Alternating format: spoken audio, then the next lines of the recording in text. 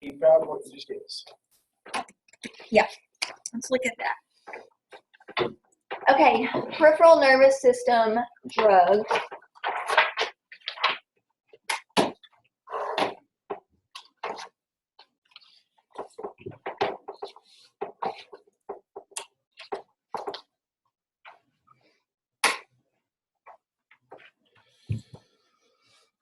Oh, And some of this is going to be a little bit confusing, but you will get the idea. There's not. Oops, one thing. Y'all grab your pass assured paper too, the one for this chapter. If y'all printed it yet. which one? The one for peripheral nervous system drugs. There's not anything in the blue book about these specifically. So, and hopefully mine is the same as y'all's. It may be a little bit different because I've got an old copy. So to say peripheral nervous system drugs. Should have been like the second one in the.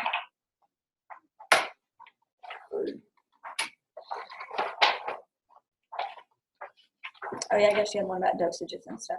I didn't know to put that one in. Okay, so what do we know about the peripheral nervous system? It's everything except, it's all the nerves except for the brain and spinal cord. Right. So brain and spinal cord are your central nervous system. So the drugs we talked about the other day kind of act on typically brain and spinal cord.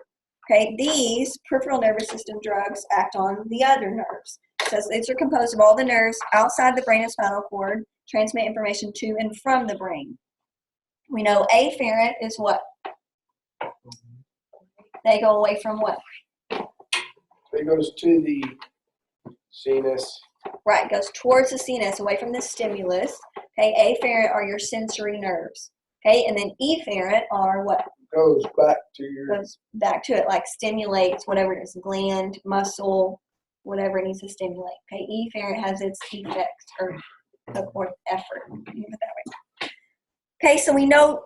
So the two autonomic nervous systems, we have sympathetic and parasympathetic. Okay, remember sympathetic is what? What's our slang term for that? Fight or flight. Okay, parasympathetic, rest and digest. So sympathetic, fight or flight, says nerves that facilitate mobilization of the body for quick action. So think it uses energy. Okay, so look, sympathetic. And is this? Am I reading along with y'all's? Yeah. Okay. Are you talking about the pass assured thing? I'm reading out of pass assured right now. We will in a minute. I want to go over kind of the basics on here first. So sympathetic nerves says chemical messenger is norepinephrine or epinephrine. That's the neurotransmitter when it says chemical messenger. Sympathetic stimulation of the heart. So it would increase heart or the impulse, okay, or pulse of the heart. Lungs, bronchial relaxation. So it opens up the lungs. It makes sense, right? If you're fight or flight, you want to take in more air. You breathe deeper. Blood vessels, constriction, okay, because it increases blood pressure. Okay, make sure you're going, okay. GI tract, so it's going to decrease movement. Like, remember we talked about in anatomy, you know, it's not like in the middle of you running away from some predator, you have to stop and go to the bathroom. Okay. GU tract, relaxation, so it makes you hold urine. Sphincter, same contraction, makes a hold urine. Okay, so like just same as idea. So that's sympathetic nervous system, fight or flight. Okay, look real quick at this one, this paper I just gave you that has a definition on it, and let's look at this. I just printed, these are just from like the dictionary online. This paper right here. That has all it has is the definitions on it. Okay, so sympathomimetic. What other word do you see in there? Sympathetic nervous system, memo, or memo, mimetic. What? Any ideas? Mimic. Okay, so these drugs are going to mimic the sympathetic nervous system. So they're either going to make your body act like the sympathetic nervous system or encourage the sympathetic nervous system to act. Does that make sense? So it's going to have the same effect. So these drugs are going to have that same fight or flight type of action on your body. Now they may affect certain things. Okay, so that's what kind of we'll look at. So it says a pharmacologic agent that mimics the effects of stimulation of organs and structures by the sympathetic nervous system. It functions by occupying adrenergic receptor sites. When you see that word adrenergic, think sympathetic nervous system. Okay, adrenergic, sympathetic, those two go together. Acting as an agonist, so we know it works with it, right? It increases its way that it works, or by increasing the release of the neurotransmitter. So again, it's either going to mimic it or it's going to encourage its action. Various sympathomimetic agents are used as decongestants of nasal and ocular mucosa or bronchodilators in the treatment of asthma and vasopressors. Vasopressors and cardiac stimulants in the treatment of acute hypotension and shock. So think about this for a second. So we use decongestants. Okay, one of the reasons you get a whole lot of like really decongested nasal passages is because of blood vessels. So the way that those medicines work is they constrict blood vessels in those areas. Well, that's one of the things, you know, that works, that fits, because it vasoconstricts. Okay, does that make sense? Okay, bronchodilators, like we just said, when you're in fight or flight, you want your lungs to open up, breathe deeper, and get more air. So bronchodilators, they're sympathomimetic. Does that make sense? Okay, vasopressors, again, with the constriction of the blood vessels, that's going to increase blood pressure. So like it says, those are used in the treatment of acute hypotension or shock, because shock is, you know, where you lose body fluid or where you lose fluids really fast. Okay. It says they're also used for maintaining normal blood pressure during operations using spinal anesthesia. So that's something they may give someone during surgery to keep their blood pressure up as well. Drugs in this group include dopamine, cyclopentine, ephedrine. So you'll see a lot of these in your list. Norepinephrine, epinephrine, okay, epi, like an EpiPen, epinephrine. So adverse effects of these may be nervousness, makes sense, right? Because it stimulates, kind of stimulates, if you will, headache, anxiety, vertigo, nausea, vomiting, dilated pupils. Okay, that's a fight or flight response, dilated pupils, so you can see what's going on a little bit more clearly. That did didn't I talk about that with the guy who was driving, the policeman driving in that video we watched in anatomy, and dysuria. Okay, so you'll see these adrenergic or sympathomimetic. That's what it's talking about. Does that make sense? Okay, so when you see these, that's how you have to think. Sympathomimetics, adrenergic drugs are the ones that are going to act like your sympathetic nervous system. Okay, now parasympathomimetic, we'll just read it on here while we're here. Drug that acts by stimulating or mimicking the parasympathetic nervous system. These are also called cholinergic. So when you see that word cholinergic, think parasympathetic, which is like your everyday functioning, rest and digest.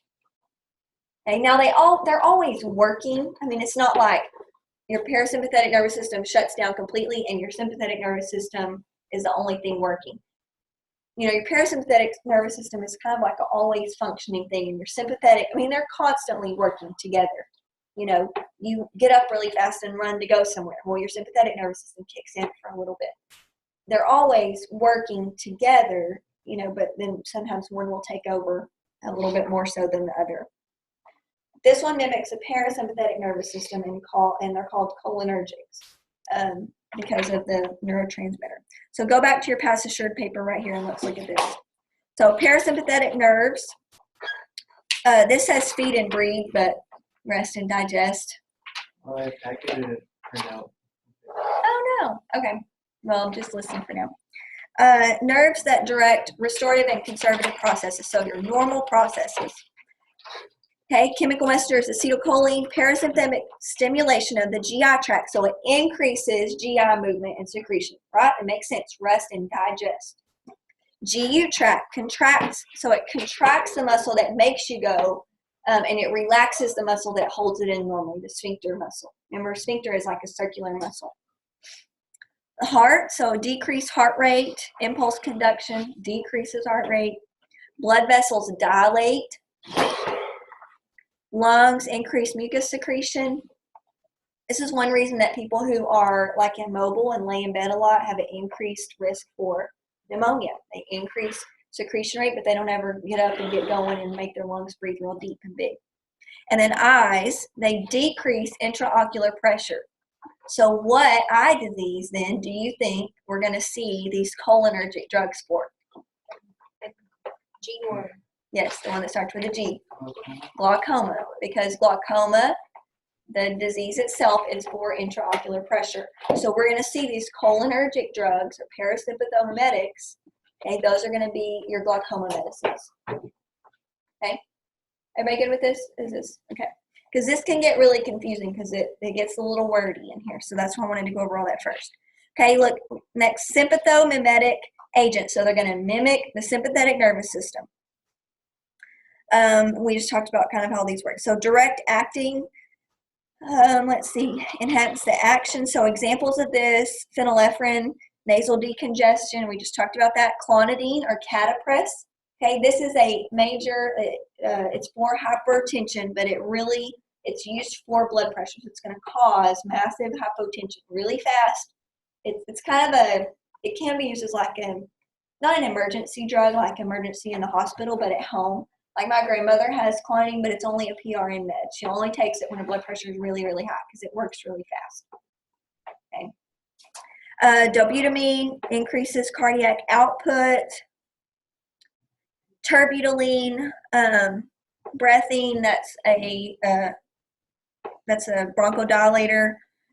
Max Air is another one. That should be pretty Max Air. Okay, and that's one key to looking at these drugs, especially when you're taking these tests. Okay, sometimes I'm better at taking tests than I am actually knowing information, but I don't know why that is. So, but Max Air should clue you in that it's a respiratory drug. It has the word air in it. So look for those clues. Kind of like Lipitor we talked about earlier.